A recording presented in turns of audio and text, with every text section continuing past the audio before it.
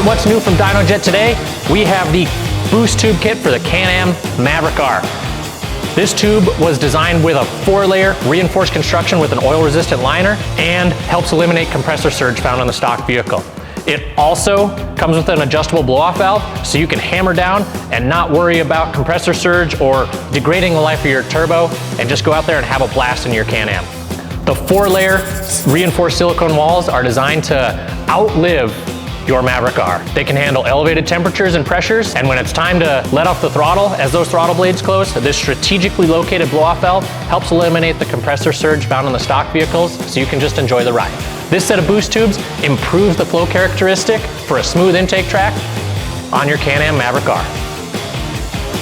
This boost tube kit is available today and can ship right to you. Check out our website at dynojet.com for more information.